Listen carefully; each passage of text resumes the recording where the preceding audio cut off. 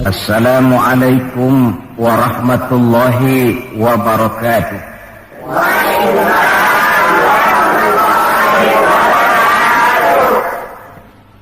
Bismillahirrahmanirrahim. Alhamdulillahi rabbil alamin.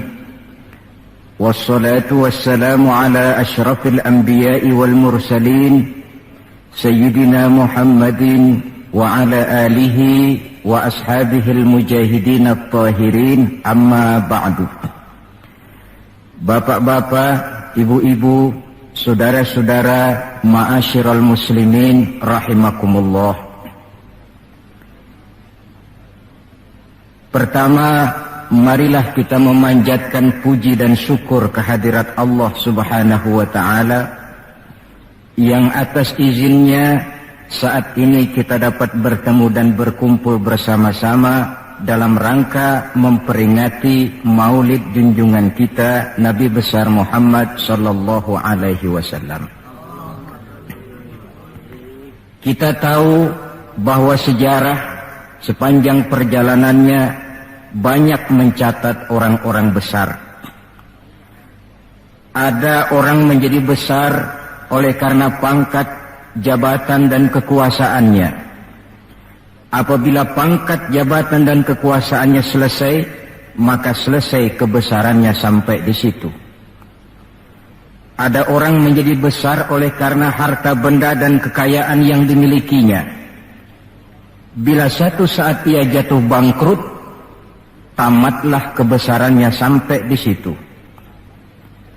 Ada pula orang yang menjadi besar oleh karena ia dibesar-besarkan dan berusaha setengah mati untuk mencapai kebesaran tadi. Bila satu saat terjadi pergeseran nilai, masyarakat mencemoohkannya, maka kebesaran itu pun selesai sampai di situ. Adapun Rasul yang kita peringati maulidnya saat ini, beliau besar bukan lantaran pangkat, jabatan dan kekuasaan. Beliau besar tidak karena harta benda dan kekayaan. Pun beliau menjadi besar tidak karena dibesar-besarkan oleh umatnya. Beliau besar karena dibesarkan oleh Allah Subhanahu wa ta'ala. Satu kali orang sudah dibesarkan oleh Allah, bagaimanapun usaha orang lain untuk mengecilkannya, orang itu akan tetap menjadi besar. Tetapi satu kali orang dikecilkan oleh Allah, satu negara orang mau mengangkat dia, kalau memang dasarnya potongan nyungsep, tentu tidak akan naik ke atas juga. Jelas, Pak? Jelas? Apaan? Pokoknya jelas. Tidak ada seorang penulis pun, baik ia dalam Islam maupun dari luar Islam, jikalau mau bicara dengan jujur yang tidak mengagumi kebesaran pribadi dan martabat Rasulullah sallallahu alaihi wasallam. Dalam satu kalimat yang indah, Imam Busairi di dalam qasidah burdahnya menjelaskan kepribadian beliau dengan untayan kata, kal badri fi syarafin wa zahri fi tarafin wal bahri fi karamin wa dahri fi himamin. Rasulullah itu, kata beliau, tinggi martabat bagai rembulan, tabah dan ulet laksana masa, dermawan bak samudra luas biru membentang, tabah dan ulet laksana masa. Itu sebabnya beliau oleh Allah dijadikan figur, dijadikan model dan pola sebagai contoh bagi kehidupan umat Islam. Sehingga di dalam Al-Quran Allah menyatakan, laqad kana lakum fi rasulillahi uswatun hasanah. Sungguh telah ada bagi kamu pada diri Rasulullah itu contoh teladan yang sangat baik. Timbul pertanyaan, mengapa Rasul menjadi contoh buat kita? Pertama, beliau menjadi contoh buat kita karena beliau manusia, hidup dan berjuang secara manusiawi. Kalau manusia disuruh mencontoh manusia, tentu wajar. Yang tidak wajar kalau manusia disuruh mencontoh jin atau malaikat. Maka dalam ayat Quran Allah menyatakan, laqad ja'akum rasulun min anfusikum. Sungguh telah datang kepadamu seorang rasul, yang rasul itu berasal dari jenis kamu manusia. Saudara-saudara, kalau rasul yang diutus Allah itu jin atau malaikat, kemudian berhasil di dalam tugasnya, barangkali kita tidak perlu kagum. Datang rasul ke dunia ini, rasulnya jin. Saya yakin satu dunia mungkin orang beriman semua, tetapi bukan karena ikhlas dan yakin, mungkin karena ngeri sama rasulnya. Bayangkan kalau rasul jin dia turun ke alam ini dengan segala macam tingkah polanya, mungkin orang sedunia akan menjadi beriman. Yang kedua, rasul menjadi contoh di dalam kehidupan kita karena pribadi beliau lengkap. Artinya, jikalau kita kebetulan seorang pemimpin, beliau juga pemimpin. Jikalau kita seorang jenderal, beliau memimpin tentara di medan perang. Jikalau kita seorang kepala rumah tangga, beliau punya anak dan istri. Jikalau kita seorang guru, beliau mengajar jamaah di masjid. Jikalau kita seorang pedagang, beliau pun pedagang yang jujur. Jikalau kita seorang mubalik, beliau juga berdakwah menyampaikan Islam kepada manusia.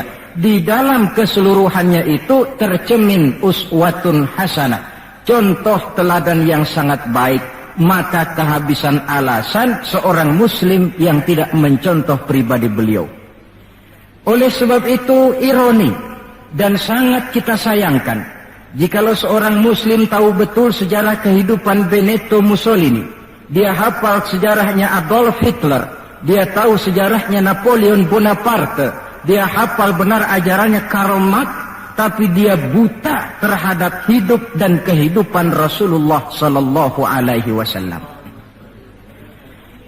Saudara hadirin yang berbahagia, yang akan kita bicarakan pada kesempatan ini, bagaimana cinta Rasul kepada umatnya dan bagaimana sewajarnya cinta kita umatnya kepada beliau. Bahwa Rasul yang kita peringati maulidnya saat ini cinta betul kepada kita umatnya, dapat saya kemukakan beberapa data. Dari sini nanti kita introspeksi. Kalau tahulah kita begitu besar cinta Rasul kepada kita, apa tidak wajar kita juga cinta kepada beliau? Kalau logika ini sudah diterima, pembicaraan pun kita lanjutkan kepada bagaimana sih sebenarnya cinta kepada Rasul itu. Bukti pertama bahwa beliau cinta kepada kita.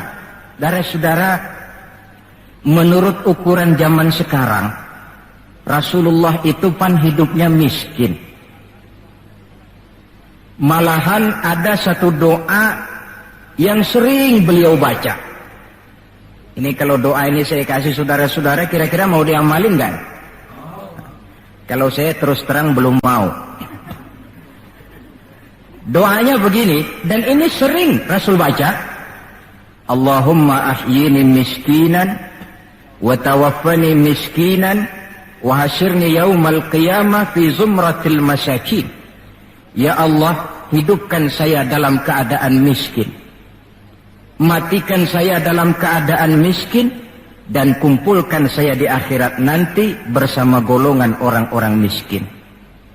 Yang tadi sudah kadang bilang mau diamalin ini ya. Saya sudah bilang tadi saya belum tapi mau. Kita baca dalam sejarah beliau itu rumahnya kecil. Tidurnya di atas pelepah daun korma, kadang-kadang sampai berbekas di pipinya. Sarapan paginya seteguk air zam-zam, sepotong roti, kadang 3 butir korma. Di tengah kemiskinannya Allah pernah menantang beliau dengan kata, "Wala saufa yu'tika rabbuka fatarda." Ada enggak itu di Quran? Ada. Surah apa? Pokoknya Quran dah ya. "Wala saufa yu'tika rabbuka fatarda." Allah akan memberikan kepadamu wahai Muhammad apa saja yang menyenangkan hatimu. Apa yang kamu mau, ngomong saja, Allah berikan. Jikalau engkau Muhammad kepengen kekuasaan yang luas, kami angkat kau menjadi raja di raja, menjadi king of king, istilah kerennya. Jikalau kamu kepengen kaya Muhammad, itu Jabal Uhud sanggup menjadi bukit emas. Sehingga itu di dalam Barzanji diceritakan, warawadathul jibalu bi an takuna lahu zahaban fa'aba. Jabal Uhud menawarkan diri menjadi bukit emas, tetapi Nabi menolak. Jikalau engkau wahai Muhammad kepingin wanita cantik, bilang saja anak siapa. Ditawarkan semacam ini, beliau menjawab, izan ya Rabb, la arda wa wahidun min ummati finnar. Kalau memang demikian ya Allah, apapun saja yang diberikan kepada saya, berikanlah saya kekuasaan yang luas, berikan saya emas sebesar Jabal Uhud, berikan saya kekayaan yang tak ternilai sekalipun, seluruhnya tidak akan sanggup menyenangkan hati saya selama saya dengar masih ada satu saja umat saya yang masuk ke dalam neraka. Ternyata di tengah kemiskinannya, tawaran harta tidak menggiurkan beliau. Tawaran kekuasaan tidak menggiurkan beliau. Yang difikirkan siang malam adalah keselamatan kita umatnya ini. Cuma kadang-kadang kita umatnya yang dipikirin ini seperti pepatah, ada itu pepatah Prancis, balung-balung langka dagingnya, ditulung-tulung langka elinge. Ya, saudara tentu tahu artinya itu, tidak usah saya terjemahkan. Bukti pertama. Bukti yang kedua, ketika turun perintah hijrah, ketika itu posisi umat Islam di Mekah sudah sangat terpepet. Sebagian sahabat sudah mengusulkan kita hijrah saja ya Rasul. Kata Rasul, sabar mas. Hijrah sih hijrah, tapi ini komando belum turun. Sebab kita tahu kebijaksanaan apapun yang beliau ambil tentu menunggu wahyu. Wa ma yantiqu 'anil hawa in huwa illa wahyu yuha. Nah, lantas ketika benar-benar turun itu perintah hijrah, beliau pidato di depan para sahabat, saudara-saudara, perintah hijrah sudah turun. Berangkatlah tuan-tuan lebih dulu ke Madinah. Lalu anda sendiri kapan ya Rasul? Saya belakangan. Kenapa mesti belakangan? Tuan-tuan harus tahu, yang dicari, yang dikejar-kejar, yang diancam akan dibunuh itu saya. Jikalau kita hijrah bersama-sama ke Madinah, kita akan dikejar-kejar terus. Tapi kalau tuan-tuan berangkat lebih dulu ke Madinah, sementara saya tetap berada di kota Mekah ini, tuan-tuan akan sampai ke kota Mekah dengan tenang dan selamat, sebab saya yang mereka cari masih tetap berada di kota Mekah. Keadaan begitu kritis. Tapi umatnya dulu disuruh hijrah, beliau bertinggal di kota Mekah menghadang mara bahaya. Ini rupanya pemimpin. Lebih mementingkan keselamatan orang yang dipimpinnya daripada keselamatan dirinya sendiri. Enggak mentang-mentang turun perintah hijrah terus ngepak koper. Udah ya, gue duluan. Enggak. Umatnya yang disuruh berangkat dulu. Keselamatan umatnya yang dipikirkan. Cintanya kepada umatnya. Bukti yang ketiga, saudara-saudara, bahwa Rasul cinta kepada kita. Dikala beliau akan datang ajal, hari Senin tanggal 12 Rabiul Awal seperti hari kelahirannya. Dikala itu sakit beliau sudah agak payah. Datang waktu subuh di Madinah ini, Bilal pun azan di masjid. Selesai azan, sebagian sahabat melakukan sholat sunnah qobliyah, lalu menunggu kedatangan baginda Rasul sallallahu alaihi wasallam untuk mengimami sholat subuh. Lantaran ditunggu lama tidak datang, akhirnya Bilal diutus menjemput baginda Rasul. Ketika sampai di rumah, beliau berkata, Bilal, sakitku sudah agak payah ini. Rasa-rasanya tak kuat lagi aku jadi imam. Kau kembalilah ke masjid, sampaikan ini kepada semua sahabat dan minta kesediaan Abu Bakar menjadi imam. Bilal dengan muka sedih dan air mata berurai membasahi pipi, berangkatlah ke masjid. Saudara-saudara, baginda Rasul sudah tidak kuat lagi mengimami sholat. Beliau perintah Abu Bakar untuk menjadi imam. Kata Abu Bakar, saya tidak mau jadi imam kalau baginda Rasul masih hidup. Ini termasuk akhlak, etika para sahabat. Akhirnya satu masjid nangis semua. Sholat subuh belum nangis. Sampai tangisan itu kedengaran ke rumah Nabi. Beliau berkata kepada putrinya Fatimah, coba kau lihat kenapa orang di masjid nangis. Setelah Fatimah kembali lapor, Abah, mereka sedih karena sadar bahwa saat berpisah sudah hampir datang. Kalau begitu, suruhlah Bilal kemari. Datang Bilal, dipapah Rasul berangkat juga ke masjid mengimami sholat. Sholatnya ringkas karena beliau sakit. Dan memang beliau juga mengajarkan, idza amma ahadukumun nas falyukhaffif. Kalau kamu jadi imam, ringankan sholatmu. Kalau jadi imam jangan panjang-panjang. Sebab apa? Di belakang kamu yang jadi makmum itu orangnya tidak sama semua. Ada orang tua yang diri saja sudah payah. Ada orang yang punya penyakit darah tinggi, kalau sujud kelamaan kepalanya ngebet. Ada yang habis sholat janji mau terima duit, kakinya sudah gatal kepengen pulang. Kalau jadi imam jangan lama-lama, kata Rasul. Tetapi kalau kamu sholat sendirian, falyutawil masya'a, persilahkan sepanjang yang menurut kamu mau. Jangan mentang-mentang sudah dipilih jadi imam, overacting. Jadi imam sholat isya, rakaat pertama selesai Fatihah surah Baqarah. Rakaat kedua selesai Fatihah surah Yasin. Namanya makmum, tidak punya alternatif, tidak punya pilihan, ikut sih ikut, tapi kan hatinya kan ngedumel. Paling sekali ini doang dah gua sembahyang di sini. Besok nggak bakalan gua balik lagi. Kenapa? Imam nggak tahu diri. Jadi bahasa lain, kalau dalam bahasa sosial ini, imam harus ngerti aspirasi makmum. Pemimpin mesti tahu kehendak orang yang dipimpinnya. Kalau tidak, yang akan timbul pasti partisipasi semu.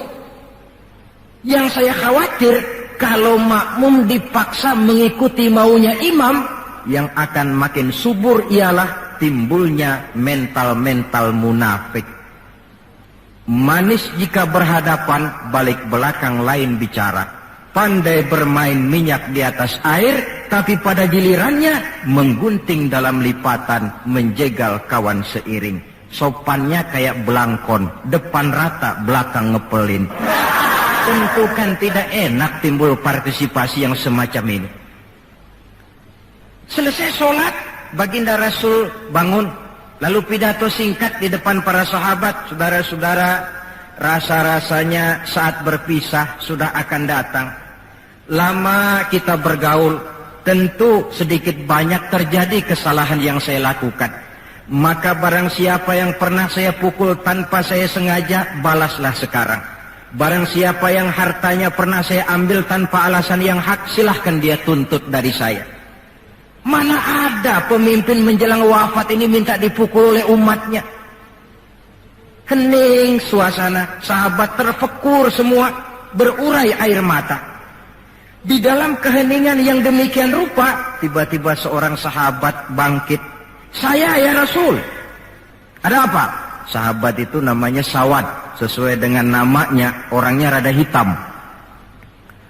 Ya Rasul, dalam satu peperangan, Tuan mau mecut onta. Tuan sih mungkin gak lihat bahwa saya di belakang onta itu. Saya kena pecut. Jadi bagaimana? Ya saya nuntut balas dong. Ini sahabat yang lain jengkel nih, sawat gila juga. Orang sudah mau berpisah begini masih nuntut balas. Baik sawat, Umar tolong ambilkan cambuk. Sayyidina Umar sambil nyerahin cambuk, sawat, kalau bahasa kita gua talangin aja dah. Gak usah Rasul, saya saja yang kau cambuk. Kata Nabi Umar, biar dia kena cambuk saya, biar dia balas saya. Silakan sawat. Ya Rasul, apa lagi? Waktu saya kena cambuk tuan, saya nggak pakai baju. Jadi biar seri dong. Tuan juga bukalah baju tuan. Baik, Rasul buka bajunya. Ketika baju sudah dibuka, sawat buang cambuk itu. Dia berlari merangkul badan Rasul seerat-eratnya. Sampai sebagian sahabat makin bingung. Ini apa maunya sawat? Ya Rasulullah, saya tahu sebentar lagi kita akan berpisah. Saya tidak tahu apa di akhirat nanti kita bisa kumpul. Kalau saya untung masuk surga, mungkin kelas saya di surga lain dengan kelas tuan. Itu kalau saya ke surga. Kalau saya nggak ke surga, sudah terang kita nggak akan ketemu. Maka sebelum saya berpisah dengan tuan, saya kepengen kulit badan saya yang hina ini bersentuhan dengan kulit badan tuan yang mulia. Kalau saya nggak akal-akalin begitu, tuan nggak bakalan buka baju katanya. Oh, rupanya itu yang dimaui sawat. Sehingga Rasul dalam keharuannya beliau berkata, siapa yang ingin melihat contoh salah seorang penduduk sorga, lihatlah sawat ini, karena dia cinta benar kepada saya. Setelah itu beliau kembali ke rumahnya, berkata kepada putrinya Fatimah, kalau ada tamu bilang Abah sudah tidak bisa terima tamu. Baik Abah. Sementara Allah memerintahkan malaikat maut datang. Malaikat maut turun kau ke alam, ambil roh kekasihku Muhammad. Turun malaikat maut dalam bentuk manusia. Ketuk pintu, keluarlah Fatimah putri baginda Nabi. Tuan, maaf saja, ayah tidak terima tamu. Katakan, saya yang datang. Melihat roman muka orang ini, Fatimah gemetar seluruh badannya, lalu kembali kepada ayahnya, ayah, ada tamu, saya bilang ayah tidak terima tamu. Dia malah berkata, katakan saya yang datang. Melihat roman mukanya, gemetar seluruh tubuh saya. Hebat orang ini. Siapa sih ayah? Baginda senyum, Fatimah, kau tahu siapa yang datang? Tidak tahu ayah. Yang datang itu Fat, hadimul lazat wa qati'us syahawat. Yang datang itu Fat, dialah yang menghancurkan seluruh kesenangan dunia. Dia yang memisahkan kita dengan semua yang kita cintai. Yang datang itu malaikat maut, Pak. Suruh dia masuk. Ketika malaikat maut masuk, ya malaikat maut sudah datang saatnya. Ya Muhammad. Aina Jibril? Malaikat Jibril di mana? Sebentar lagi dia datang. Ketika turun malaikat Jibril, baginda Nabi bertanya, akhbirni ya Jibril, mali indallahi minal karamah. Wahai Jibril, tolong beritahu saya. Kalau sebentar saya menghadap Allah, kehormatan apa yang diberikan Allah kepada saya? Tidak usah khawatir Muhammad, kata malaikat Jibril. Inna abwabas sama qad futihat, wal malaikatu saffu sufufan yantaziruna li ruhik. Pintu langit sudah dibuka. Malaikat sudah berbaris menunggu kedatangan rohmu yang suci. Alhamdulillah. Kalau itu saya ya? Iya. Kalau umat saya bagaimana Jibril? Umat saya. Umatmu, iya. Umatmu juga jangan khawatir Muhammad. Allah sudah memberikan fasilitas, kata Allah, inni haramtul jannata ala sairil umam hatta tadkhulaha ummatuka. Surga ku haramkan buat seluruh umat, kecuali kalau umatmu Muhammad sudah masuk ke dalamnya. Ini fasilitas. Jadi sungguh pun kita umat terbelakang menurut abjad, tapi disuruh diberi fasilitas masuk surga lebih dahulu ketimbang umat-umat yang lain. Alhamdulillah, kalau begitu legalah saya, kata Nabi. Mari malaikat maut persilakan, saya ikhlas. Lalu diambillah ruh beliau perlahan-lahan, naik ruh itu ke lutut, ke pusat, ke dada, sampai ruh di tenggorokan. Fatimah dekatkan telinganya ke bibir ayahandanya yang mulia itu. Suara terakhir yang sempat direkam oleh Sayyidatuna Fatimah, bisikan terakhir menjelang wafat, 3 kalimat. As-shalah, as-shalah, an-nisa, ittaqun nisa, ummati, ummati. Dengan kalimat itu beliau kembali menghadap Allah. Solat, jaga solat. Wanita, lindungi kaum wanita. Umatku, umatku. Itu kalimat terakhir yang beliau ucapkan. Kita umatnya yang disebut.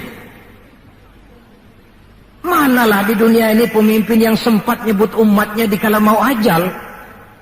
Napoleon Bonaparte, singa daratan Eropa, luas kekuasaannya. Dikala mau wafat dia tidak sempat nyebut bangsanya, bangsa Prancis. Yang sering dia sebut Margaret Josephine, Margaret Josephine, gacoannya. Adolf Hitler, gagah perkasa. Dikala hari-hari akhir kejayaannya, dia tidak nyebut Jerman. Dia tidak nyebut suku bangsa Arya yang dia agul-agulkan. Yang banyak dia sebut Eva Braun, Eva Braun. Sebagaimana Julius Caesar pun menyebut Cleopatra. Adapun baginda Rasul di akhir hayatnya tidak beliau nyebut bangsa Arab. Tidak anaknya, tidak istrinya, tidak sahabat dan orang-orang yang dekat dengan beliau. Tetapi yang disebut kita umatnya. Pada detik-detik terakhir daripada kehidupan beliau. 3. Bukti yang keempat bahwa beliau cinta betul kepada kita umatnya. Nanti di akhirat. Ini sudah ada yang pernah ke akhirat belum? Sama. Mau? Bukan, kalau mau saya catat besok berangkat. Ini gampang kalau ini urusan ini. Nanti di akhirat, setelah Allah mematikan semua yang bernama hidup, maka yang pertama kali dihidupkan kembali pada kehidupan itu para malaikat. Setelah malaikat dihidupkan kembali, maka Allah memberikan tugas kepada para malaikat, katakanlah semacam panitia akhirat. Nah, malaikat Malik, siapkan itu neraka. Aku akan bakar itu bajingan-bajingan tengik, koruptor-koruptor, mereka yang ketika di dunia tidak mau sujud, mereka yang jauh dari majelis taklim, mereka yang benci kepada ulama. Kau Ridwan, siapkan surga. Aku akan balas hamba-hambaku yang ketika di dunia mereka rajin sujud, dekat dengan ulama, menyintai majelis taklim, gemar berbuat kebajikan. Kamu Jibril dan Mikail berangkat ke surga, ambil kendaraan yang bernama Buraq, bawa pakaian kebesaran, turun ke alam, cari di mana kubur kekasihku Muhammad, bawa dia ke surga. Turunlah malaikat Jibril dan Mikail. Ketika itu alam sudah rata. Malaikat Jibril berdoa, ya Allah, saya mohon pertolonganmu agar bumi yang menyimpan tubuh suci Muhammad terbuka hendaknya. Terbuka kubur Nabi. Beliau bangkit dari kubur mengusap-usap mata seperti orang bangun tidur. Tengok kanan malaikat Jibril, tengok kiri malaikat Mikail. Lalu beliau bertanya, ayu yaumin hadza ya Jibril? Ini hari apa ya Jibril? Kata malaikat Jibril, ya Muhammad, hadza ma wa'ada ar-Rahman. Inilah hari yang dijanjikan Allah. Ini hari kiamat Muhammad. Kiamat, kiamat. Ya Jibril, jikalau ini memang hari kiamat, aina tarakta ummati? Kalau ini memang hari kiamat Jibril, umat saya di mana? Kita yang ditanya. Bangun dari kubur, tahu kalau itu hari kiamat, pertanyaan pertama, umat saya di mana? Barangkali kalau saudara yang bangun paling dulu dari... Adapun baginda Nabi, saudara-saudara, ketika pertama bangkit dari kubur itu, kitalah umatnya yang menjadi pertanyaan pertama. Malaikat Jibril menjawab, ya Muhammad, tidak ada orang yang dibangkitkan sebelum kamu. Kaulah orang pertama. Lalu bagaimana sekarang? Kita ke surga. Perintah Allah, perintah Allah. Berangkat ke surga. Setelah di surga, beliau seperti orang bingung. Sampai Allah menegur, ya Muhammad, apa kurang enak surga? Enak ya Allah. Apa tidak cukup fasilitas? Cukup. Kenapa kamu seperti orang tidak betah? Saya mikir umat saya ya Allah. Iya, saya sudah enak-enak duduk di kursi empuk. Umat saya bagaimana umat saya? Jadi mau kamu bagaimana? Saya minta izin ya Allah, mau keluar dulu, mau tengok saya punya umat. Sudah di surga permisi keluar mau tengokin umatnya. Dikala kita umatnya lewat di atas sirat, beliau angkat kedua tangan seraya berdoa, Allahumma sallim sallim. Ya Allah, selamatkan umatku yang sedang lewat di atas sirat, selamatkan ya Allah. Dari dunia sampai akhirat beliau cinta kepada kita. Dari dunia sampai akhirat beliau bela kita. Betapa pemimpin semacam ini tidak kita cintai. Masalahnya sekarang, kalau kita sudah sependapat bahwa kita juga cinta kepada Rasul, apa sih artinya cinta kepada Rasul itu?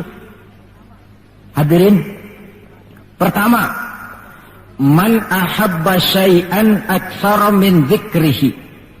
Siapa yang cinta sesuatu, dia tentu banyak menyebut yang dia cintai. Ini tandanya orang cinta, banyak nyebutin. Kalau saudara cinta kepada harta, tentu kalau ngobrol yang banyak saudara sebutin harta. Kalau saudara lagi ngobyek tanah, seneng cinta sama tanah, asal ngobrol di warung mesti tanah yang dimeterin. Walaupun tanah orang. Kalau saudara kebetulan sedang jatuh cinta kepada seorang perempuan, bahkan dalam tidur pun kebawa-bawa namanya saudara sebut. Orang yang cinta sesuatu, dia banyak menyebut yang dia cintai. Cinta kepada Nabi, banyak menyebut Nabi. Menyebut Nabi apa lalu? Muhammad, Muhammad, Muhammad, Muhammad. Tentu bukan. Sebab kita tahu dalam kehidupan sehari-hari saja kita punya tata krama. Gubernur lewat, tentu tidak berani kita secara langsung menyebut namanya. Mesti kita berkata, itu ada Bapak Gubernur lewat. Kita sebutlah predikatnya. Itu ada Bapak Menteri lewat. Itu kepada pejabat. Entahlah pula kepada seorang junjungan alam. Banyak menyebut Nabi artinya banyak membaca sholawat kepada beliau. Sekurang-kurangnya Allahumma sholli ala Sayyidina Muhammad wa ala ali Sayyidina Muhammad. Satu. Yang kedua, orang yang cinta kepada sesuatu biasanya menjaga, memelihara warisannya. Kita punya orang tua meninggal dunia, ada warisannya, tentu kita jaga sebaik-baiknya. Sudahlah, nggak bisa nambahin, sekurang-kurangnya nggak jualin melulu. Jikalau Rasul meninggalkan kita, jelas beliau tidak meninggalkan harta, beliau tidak meninggalkan kebun, pabrik, tanah dan sebagainya. Tapi beliau meninggalkan warisan kepada kita untuk kita jaga, kita pelihara bersama. Apa yang warisan yang beliau tinggalkan? Prinsipnya 3. Yang kedua terdapat dalam hadis, taraktu fikum amrain lan tadillu ma in tamassaktum bihima abada, kitab Allah wa sunnata rasulih. Aku tinggalkan kepadamu 2 perkara yang jikalau kamu mau berpegang teguh kepada keduanya, kau tidak akan sesat untuk selamanya. Quran dan sunnah Rasul. 2. Warisan yang ketiga dalam hadis, al-ulama warasatul anbiya. Ulama adalah ahli waris Nabi. Kalau demikian, maka warisan Nabi itu 3. Quran, sunnah, ulama. Inilah warisan yang perlu kita jaga, warisan yang perlu kita pelihara, yang kita laksanakan dan terjemahkan di dalam kehidupan kita. Mari kita lihat. Warisan pertama, Quran. Kitab suci bagi kita umat Islam. Bagaimana cara kita memelihara warisan yang namanya Quran ini? Pertama, usahakanlah agar membaca Quran menjadi salah satu hobi di dalam kehidupan kita. Kata Nabi, innal ladzi laisa fi jawfihi syai'un minal Qur'an kal bait. Orang yang dari tenggorokannya tidak pernah keluar ayat Quran barang sepotong pun, belum pernah ngaji barang seayat pun, itu orang, kata Nabi, kayak rumah kosong. Rumah biar bagus, potongan Spanyol, gede, mahal, kalau kosong kan angker. Kuntilanak, tuyul, memedi, betah di situ.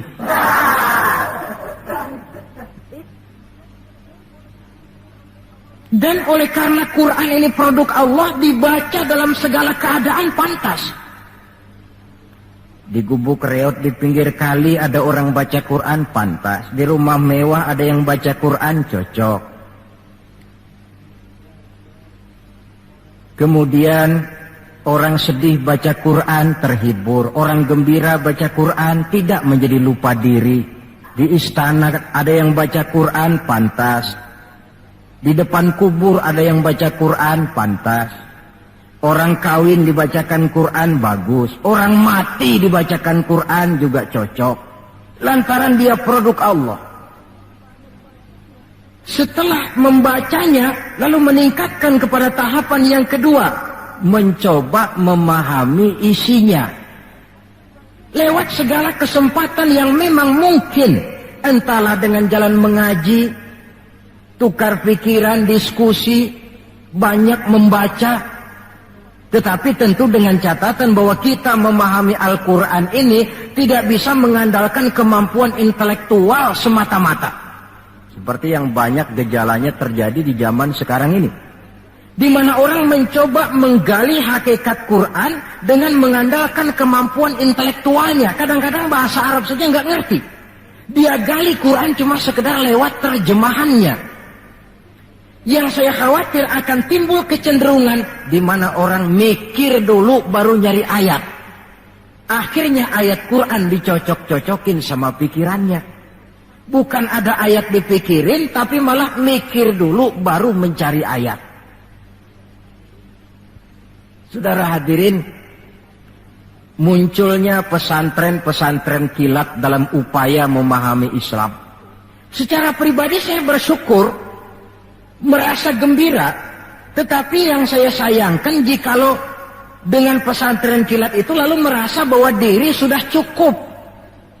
Setelah nyantren 1 minggu pesantren kilat, keluar pesantren sudah kayak pendekar, ulama anu salah, kiai anu nggak bener, ustadz anu salah, semua ulama-ulama salah. Baru nyantren seminggu sudah semuanya salah. Lebih celaka lagi kalau nanti upaya memahami Islamnya, ini dalam bahasa sosialnya disebut frame of reference, seperti orang buta kenal gajah. Yang mati-matian mempertahankan teori bahwa gajah itu tipis dan lebar seperti kipas, cuma karena kebetulan yang dia pegang baru sekedar telinga gajah. Maka upaya memahami Al-Quran tidak bisa dilepaskan kaitannya dengan bantuan orang yang ahli di bidang itu. Barangkali sudah banyak terjemahan Quran di dalam bahasa Belanda, bahasa Inggris, apalagi bahasa Indonesia, yang agak sulit sekarang mencari terjemahan Quran di dalam kehidupan kita. Saya sering ambil contoh ringan, umpamanya nih sensus versi saya. Konon kabarnya, menurut kata yang empunya cerita, penduduk Indonesia ini 90% beragama Islam, betul kan? Nah. Kalau saya numpang tanya, dari jumlah 90% ini, berapa persen yang bisa baca Quran? Kira-kira ada nggak separuhnya? Rasanya nggak ada. 30%. 20% ada ya? 20% adalah, kurang-kurang dikit sama kawan jadilah 20%. Dari jumlah 20% yang bisa baca Quran, numpang tanya lagi, berapa persen yang bisa baca dan tahu artinya? Ada 5%? Saya kira adalah 5% berikut santri-santri yang di pondok pesantren itu. Dari jumlah 5% yang bisa baca Quran dan tahu artinya, berapa persen yang bisa baca, tahu artinya, lalu mengamalkan ajaran Quran? Ini yang masih bisa dihitung dengan jari. Sehingga tidak heran bahwa umat ini mayoritas, tapi lebih sering jadi penonton daripada jadi pemain. Lebih sering jadi objek daripada menjadi subjek. Dalam bahasa Arabnya lebih sering menjadi maf'ul daripada menjadi fa'il. Sebab kuantitas yang tidak diiringi oleh kualitas, ini yang bahasa Nabi, husa'un ka husa'is sail, seperti busa di lautan. Banyak tapi centang perenang, banyak tapi tidak punya daya dan kekuatan, dihempaskan ke tepian pantai tanpa punya makna dan arti. Kadang kita baca Quran, tapi sementara di pihak lain kita juga yang menginjak-injak isinya. Kita baca ayat, wa ahallallahu al-bai'a wa harrama riba. Allah halalkan jual beli, Allah haramkan riba, tapi renten ditelan terus. Kita baca ayat, wa tasimu bihablillahi jami'an wa la tafarraqu. Berpegang teguhlah kepada tali Allah, jangan kamu bercerai-berai, tetapi sesama muslim main pelotot-pelototan jalan terus. Yang kita baca kadang-kadang, kita juga yang menginjak-injaknya. Ini warisan pertama, Al-Quran. Warisan yang kedua, sunnah Rasulullah Sallallahu Alaihi Wasallam. Yang diantara fungsinya, menjelaskan apa yang oleh Al-Quran tidak dijelaskan dalam bentuk detail. Quran misalnya cuma mengatakan aqimis sholat, dirikan sholat. Bagaimana cara sholat? Tidak ada dalam Quran. Bahwa sholat mesti takbiratul ihram, mesti tahiyat, mesti ruku duduk di antara dua sujud. Tidak ada dalam Quran. Yang menjelaskan itu semua sunnah. Quran cuma menjelaskan wa atimul hajja wal umrata lillah, laksanakan haji dan umrah karena Allah. Bagaimana manasik haji, bagaimana jumrah, bagaimana tawaf, bagaimana sa'i, tidak ada dalam Quran. Sunnah menjelaskan semua itu. Nah, untuk memahami Quran dan sunnah, jalan apa yang kita tempuh? Jalan melalui warisan yang ketiga, yaitu para ulama. Diakui atau tidak, kita hutang jasa kepada para ulama yang dengan tekun dari musola ke musola, dari pesantren ke pesantren, dari pengajian ke pengajian, membimbing, menjaga dan memelihara umat ini. Mereka tidak digaji, mereka pun tidak mendapat beras, hidup pun kadang-kadang miskin, tapi lantaran panggilan moral menjaga, memelihara, membentengi akidah umat ini. Bersyukur kita bangsa Indonesia punya ulama dan punya umara. Kedua-duanya penting, kedua-duanya berjasa, kedua-duanya membangun. Tidak ada yang satu lebih penting dari yang lain. Cuma bidang pembangunannya saja yang lain-lain. Orang kadang-kadang usil, Pan. Apaan ulama katanya, kerjanya ngomong doang. Sekarang kan zaman pembangunan, perlu karya nyata. Mana ada kiai bangun jembatan? Ngomong aja. Ini saya pikir orang bicara begini ini nggak ngerti masalah. Bukankah asas manajemen yang modern saja mengajarkan the right man on the right job, the right man on the right place, bahwa orang harus ditempatkan sesuai dengan proporsinya. Nah, kalau kiai disuruh bangun jembatan, apa Pak Lurahnya mau ngajar tafsir? Setiap kita membangun, cuma bidang pembangunan kita yang berbeda-beda. Dan kenyataan makin menunjukkan kepada kita, saudara-saudara, sekarang ini yang namanya ulama, maaf-maaflah, sudah merupakan jenis makhluk langka. Malahan barangkali sudah termasuk jenis makhluk yang harus dilindungi dari kepunahan ini. Dan mencetak sarjana lebih gampang ketimbang mencetak kiai. Saudara mau jadi sarjana, taruh sekolah 22 tahun dah, udah campur nggak naik itu. Ya cobalah kalau TK 1 tahun, TK 1 tahun, SD 6 tahun, PAN 7 tahun, SMP 3 tahun, 10 tahun, SMA 3 tahun, 13 tahun, kuliahlah 5 tahun, 18 tahun, cadangan nggak naik lah 4 tahun. Masa dicadangin nggak 4 tahun nggak selesai, sarjana tinggal pilih. Tapi saudara ngaji dari kecil sampai 20-30 tahun belum tentu loh jadi kiai. Dan nggak bisa minta. Mas, gua kan ngaji melulu, panggil gua kiai, kenapa sih? Loh, kiai minta begini kan nggak bisa. Kalau ilmunya diakui, akhlaknya jadi contoh, perjuangannya diteladani, umat bersimpati, lalu masyarakat beramai-ramai secara praktis menyebutnya kiai. SK-nya itu di tangan umat. Oleh karena SK-nya di tangan umat, dia tidak kenal pensiun dan jam kerjanya pun 24 jam. Kapan umat perlukan, dia mesti berangkat. Yang saya khawatir, kelangkaan ulama ini menyebabkan terjadinya pergeseran nilai, dan ini pernah dianalisa oleh baginda Rasul sallallahu alaihi wasallam. Apa kata beliau? Inna min asyratis sa'ah, sesungguhnya di antara tanda-tanda kiamat. Nggak usah mikirin kiamat beneran dah, saya juga nggak pengen ngalamin. Kiamat mini, kiamat kecil-kecilan. Apa itu? Hancurnya sendi-sendi kehidupan sosial, maksiat merajalela, munkarat menjadi-jadi, yang benar jadi salah, yang salah dianggap benar, yang hak menjadi munkar, yang munkar dibilang hak. Kemakmuran cuma kata, keadilan cuma teori, hukum kayaknya cuma buat orang kecilan, orang gedean kagak mempan hukum. Padahal hukum kalau sudah pandang bulu terang, yang enak yang banyak bulunya. Siapa yang banyak bulunya? Monyet. Kalau hukum pandang bulu, monyet keenakan.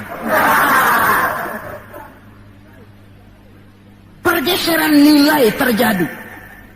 Kiamat macam ini yang kadang-kadang kita temukan dalam kehidupan.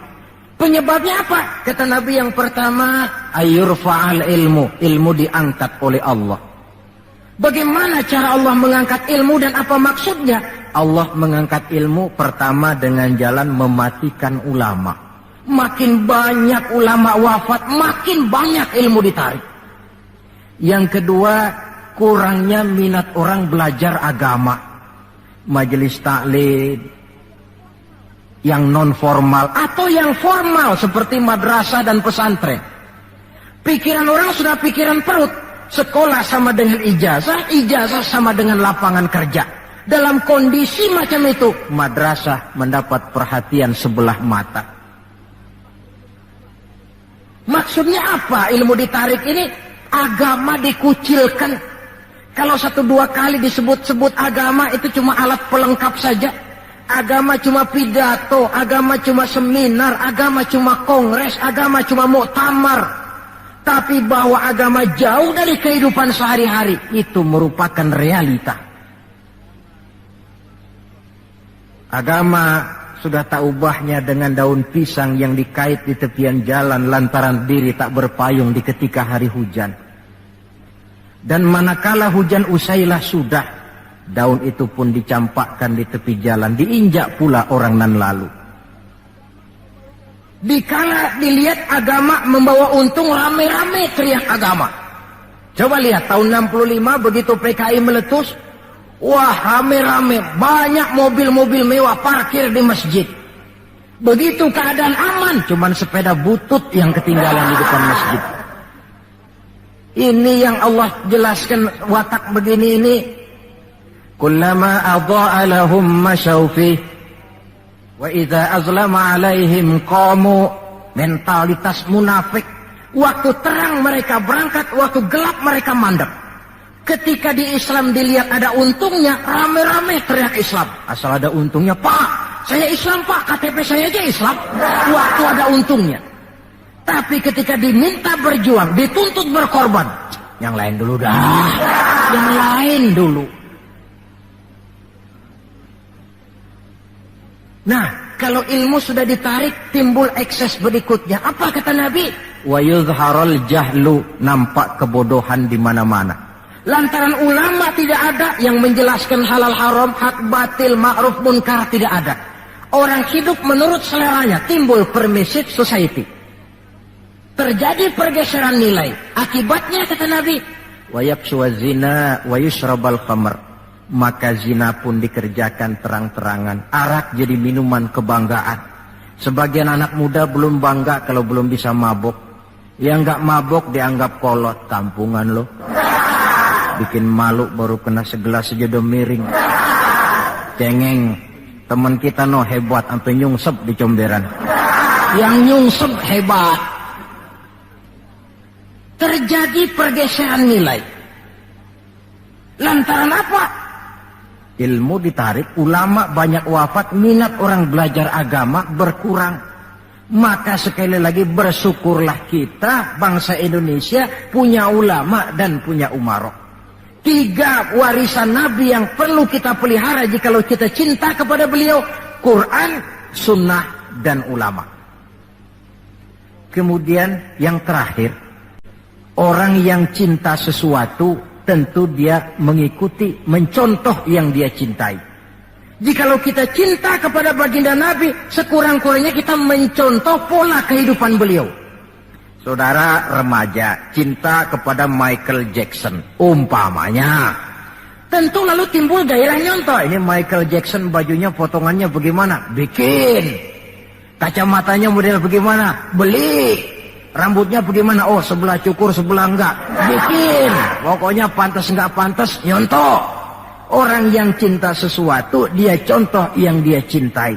Jikalau kita cinta kepada baginda Nabi, pola kehidupan beliau pun kita perlu mencontohnya. Apa yang terpenting dalam kehidupan ini untuk kita jadikan contoh? 2 hal saja. Pertama akhlak, dan yang kedua ibadah. Kita tahu akhlak beliau bukan cuma manusia, Allah yang puji. Wa innaka la'ala khuluqin azim. Engkau wahai Muhammad benar-benar berada di atas budi pekerti yang sangat luhur. Kalau Allah saja sudah memuji, apalah artinya pujian kita manusia ini? Allah saja memuji beliau, apalah artinya pujian kita ini? Tidak cuma teman, lawan pun mengagumi ketinggian akhlaknya. Kalau orang berakhlak kepada teman barangkali masih wajar, tapi berakhlak kepada musuh, ini yang tidak semua orang bisa. Pernah